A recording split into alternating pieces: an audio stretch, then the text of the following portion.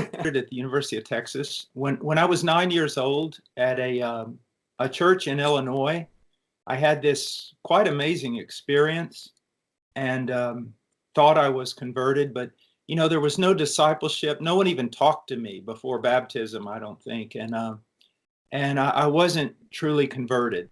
That demonstrated itself in that quickly, I departed and had no care for the things of God. And then when I was 17, my father and I were working on the farm, and he yelled and started to fall, and I caught him, and he died in my arms.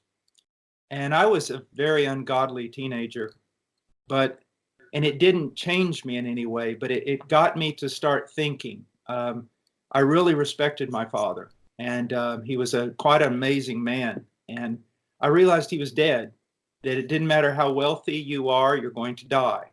He was very intelligent, but you're going to die. You fall in love, you're going to die. And I drank quite a bit, and just because I kind of lived life as an absurdity, there's no reason. The only place I found reason was in the classroom, in the sense of just trying to make straight A's. And I didn't even know why. And I went off to college, to Murray State University, and then the University of Texas. And it was there that I was miserable, just miserable one night. And I was into weightlifting really heavy, and I was in steroids really heavy. And it was about 1 o'clock in the morning, and I kept saying to myself, sitting on the side of the bed, I'm so miserable. I'm just miserable. I wish I could take these steroids and they would kill me. But that's not the way steroids kill you. And someone knocked at the door, and it was a little freshman. I opened the door, and he was about 5'7" and really nervous. And I thought someone had maybe tried to rob him or something. I didn't know what was going on. And I said, yeah.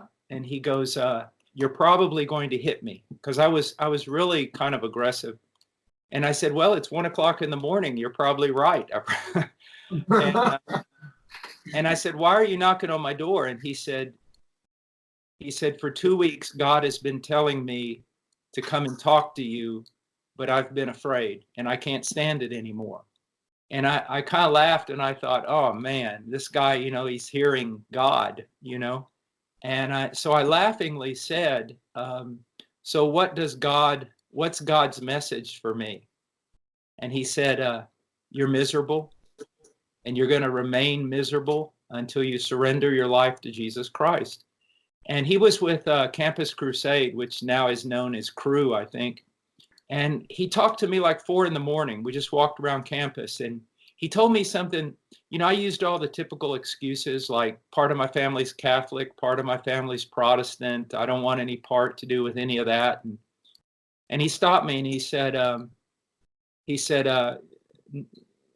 that's an excuse. He said, I've not mentioned Catholicism or Protestantism or a church.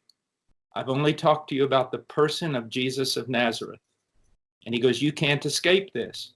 You have to decide, who is he? And a few weeks later, guys kept visiting me, and I kept trying to avoid them, or I'd try to be nice. And then one day in the library, we were running off some oil surveys. I was going to be an oil and gas lawyer, and that's what I wanted to be. And this girl asked me to a party, and I said no. And I had gotten to the point where I didn't party. I just would sit in a bar, like with old people, and just drink by myself. And I said, I'm not going to your party. And she said, why? And at that moment, I don't even know why I said this. I just said, because I'm going to follow Jesus Christ. And my friends turned around, and they looked at me like, man, that was cold even for you.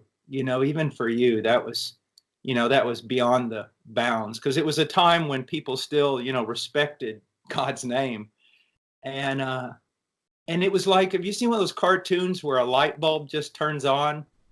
And that's the way it was. It was like, and it wasn't like my deep sinfulness, even though I knew I was a sinner. It wasn't like broken over. It was just literally, I felt like I was, I don't know, literally flooded with the love of God, how much God loved me. And I knew that it was because Jesus died for me. And I ran out of there and I realized I'm different. I mean, in a second, it was like I changed. And I ran back to the apartment complex and found that guy. And I said, "You gotta help me." I said, "I'm scared." And he said, "What's wrong?" I said, "All I know is I'm not the same person who walked in that library. Something has happened to me. I am believing in Jesus, and the love of God is so great that I just feel like I don't know, like I'm gonna run out of my mind or something." And there was this big Texan who was the dorm resident guy, and he was a little bit older than us, and he was a stronger Christian. He was with Crew, and we knocked on his door, and he looked out. He towered over me, and I'm 6'2", and he goes, "What's up?" And my friend goes, "Paul needs to tell you something." And he said, "What?" And I said, "I don't know. All I know is I've been changed, and I'm believing in Jesus." And that big Texan goes, "Buddy, you just got born again." And I said, "What is that?" I was scared to death. And what was great was, and this is so important for you college students, a lot of people were amazed in the next year how much I grew. Like I grew like a weed. I mean, but it wasn't because there was something spiritual or unique about me. There was a group of guys on campus, and they took me in. There were Christian brothers on campus, and they took me in. I mean, they had me live with them and in the house. I went with them everywhere, and they were such a powerful influence on my life. And I never forgot, we grow in the context of other people. We don't grow because we're some prophet who spends his time on a mountaintop somewhere. We grow, if you're in college, I'm so glad. It bothers me so much. I love all the college ministries that preach the gospel, but it bothers me that so many of them are so separated from a local church. You need a local church, and you need young people, and you need old people. You need people like you and people not like you. And you need to grow in that kind of context. And fortunately, that's what was given to me as a gift. I guess the Lord knew I was so weak. He just inundated me with wonderful, wonderful saints. And so that's how I was converted. And then I got out for a year and went back to this little church in Illinois. Was that Metropolis or? Yeah, Metropolis, the home of Superman. And and there was a little church out in the middle of a cornfield. And this pastor, a very simple and kind man, Jack Russell, and he just took me in as a friend. I mean, like a father. And I was with him for a year, and then I went on to seminary. And my last few weeks at seminary, it became clear the Lord wanted me to go to Peru. And a missionary, an old, what was called Faith Baptist missionary, invited me to go. And I served for almost 11 years in Peru. And during that time started Heart Cry, and then Heart Cry grew. And I had to come back to the States in order to, kind of direct it. So that's how it happened.